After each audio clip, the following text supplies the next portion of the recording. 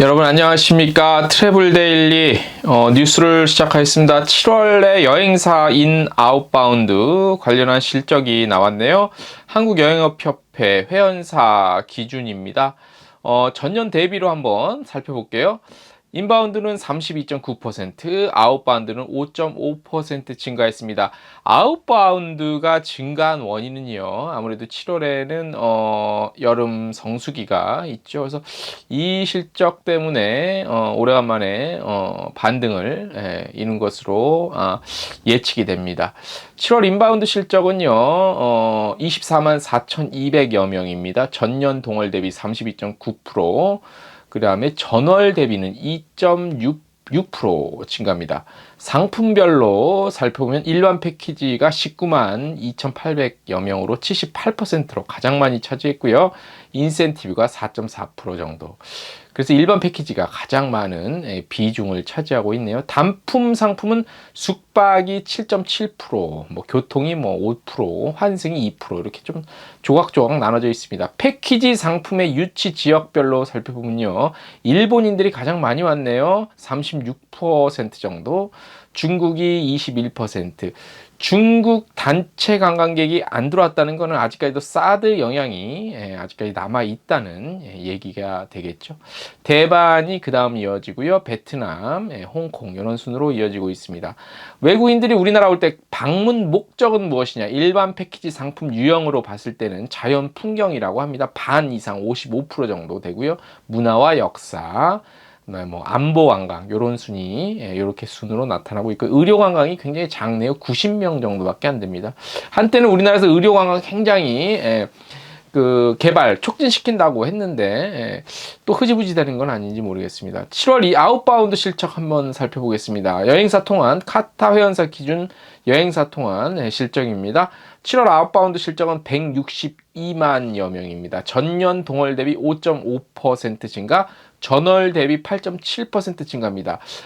이 부분을 한번 보면요. 전월 대비해서도 8.7% 증가했다는 것은 이제 여행사를 통한 아웃바운드 실적은 이미 바닥을 찍었다는 얘기가 한편으로는 될 수도 있겠지요.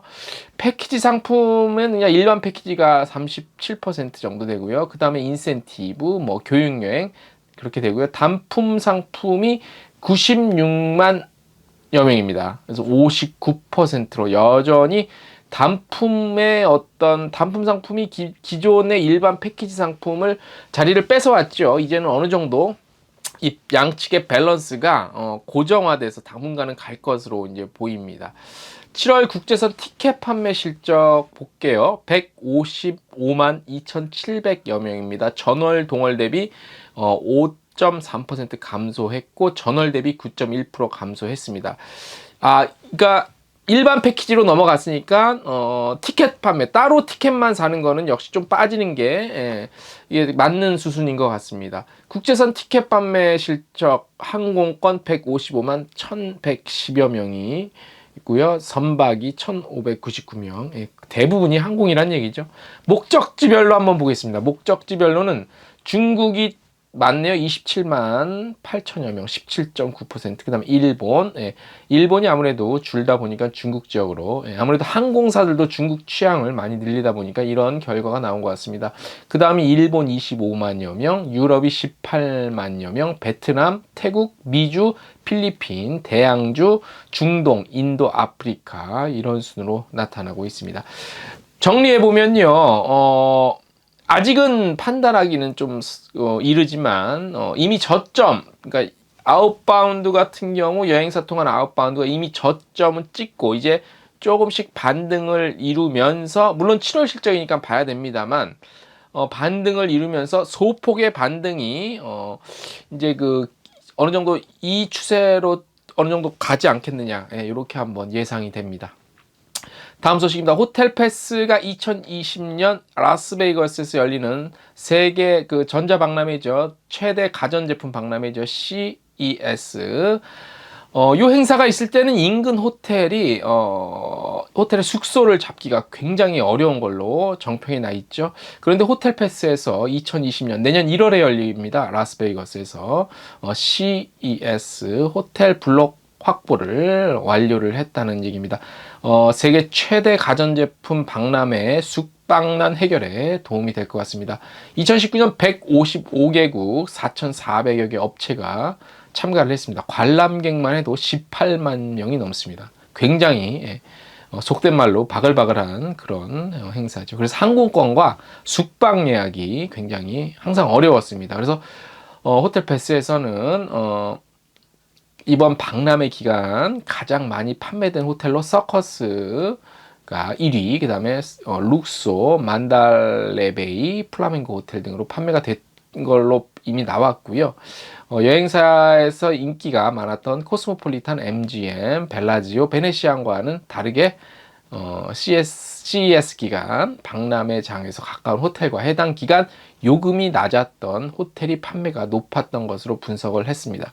호텔 패스는 올해도 내년 1월 7일부터 10일까지 열리는 그 CES를 겨냥해서 행사 기간 다양한 호텔들의 블록 확보를 완료했고요. 사전 계약된 10여 개의 호텔 상품에 대해서는 현지에서 별도 납부했던 리조트 피를 포함시켰고요. 100에서 300불 상당의 비용이 들어가는 등록 서비스도 무료로 진행한다고 밝혔습니다. 또한 호텔 패스는 이달 21일부터 여행사 고객을 위한 이벤트로요. CES 기간 라스베이거스 호텔 예약 시 3배의 포인트 적립 이벤트를 실시한다고 밝혔습니다. 기획전 홈페이지가 있습니다. 저희 트래블 데일리 텍스트 뉴스에 자세히 실어 놓겠습니다. 트립닷컴이 최근 3년간 한국인의 항공권 구매 트렌드를 분석을 했네요. 2주 이상 휴가를 즐기는 장기 여행객들이 꾸준히 증가하고 있는 것으로 나타났습니다. 이미 다른 데이터에서도 나타났는데요.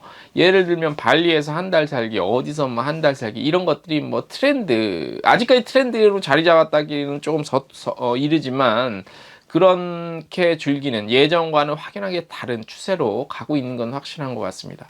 14박 이상의 항공권은 2018년에는 2017년 대비해서 1.9배였지만 올해 보면 지난해 대비하면 2.2배 증가했습니다. 소폭 증가했네요. 하지만 꾸준히 증가했다는 게 주목할 만하고요. 한국인이 장기 휴가를 가장 많이 떠난 것은 동남아. 아무래도 가까우니까 그러겠죠. 물가도 싸고요. 상위 5개 도시 한번 살펴보겠습니다. 마닐라, 칭다오, 상하이, 방콕, 호치민 순위로 말씀드린 것처럼 저렴한 물가의 숙박시설 수준이 비교적 양호하지요. 그러니까 이른바 가성비가 좋은 곳, 그 다음에 다양한 액티비티와 체험 요소가 많아 중단기간 여행지로 인기가 많은 도시들입니다. 이어서 하노이, 베이징, 울란바토르, 세부 등 이렇게 이름을 올렸고요. 몽골이 최근에 아시아나가 얼마 전에 취항하면서 몽골도 뜨고 있습니다. 한편 30박 이상을 타지에서 머무르는 한 달 살기 수요도 꾸준히 늘어나는 것으로 보입니다. 2018년에는 2019년만 말씀드릴게요. 전년 대비 2배가량 판매가 늘었다고 합니다. 오늘 마지막 소식이 될 것 같습니다. 제주항공에서요. 공항에서 탑승권을 발급할 시 수수료를 부과한다고 밝혔습니다. 11월부터고요. 국내선 공항에서만 시작이 일단 됩니다. 수수료는 1인당 3,000원인데요. 광주, 무안공항을 제외한 국내선 전 공항 카운터에서 탑승권 발급 시 1인당 3,000원 발급 수수료고요. 수수료 예외 대상은 유아 동반 승객, VIP 골드, 뉴 클래스, J패스 승객, 그리고 예약 변경이 필요한 항공권 소지 승객, 그리고 앞좌석 및 비상구 좌석 구매 희망 승객, 직원 확인이 필요한 서비스를 신청한 승객, 예를 들면 혼자 여행하는 어린이, 애완동물 동반, 휠체어 신청, 임산부 비상구열 사전 구매, 이게 대상이 되겠고요. 항공권 현장 구매 승객, 그 다음에 신분 할인 항공권, 기프트 티켓 소지 승객 등은 예외가 된다고 하는데요. 이게 이제 제주항공에서 단순히 국내선에서만 이렇게 수수료를 발급한다는 그 차원이 아니고요. 이게 한 항공사가 시작을 했을 경우에 이제 국제선으로 늘어날 확률이 많아지겠죠. 그 다음에 다른 저비용 항공사 LCC에서도 이와 같은 기존에 없던 수수료 발급 체계를 도입할 우려가 있습니다. 항공사 입장에서는 다양한 부가 서비스, 이건 서비스는 아니죠. 다양한 부가 수익 창출을 위해서 아이디어를 내고 연구를 할 텐데요. 승객 입장에서는 과연 이게 좋기만 할 것인지는 한번 따져봐야 될 것 같습니다. 반대급부로 이에 비해서 항공권 가격이 조금이라도 떨어진다면 소비자들도 이해를 할 것 같은데요. 분명히 항공권 가격은 더 이상 떨어지지 않겠죠. 대신 이러한 부가 수수료 체계가 늘어나면 피해는 고객에게만 있을 것 같다는 생각을 해봅니다. 트래블데일리 금요일자 뉴스를 이것으로 마치겠습니다. 주말 잘 보내시고요. 다음 주 좀 더 좋은 소식으로 찾아오겠습니다.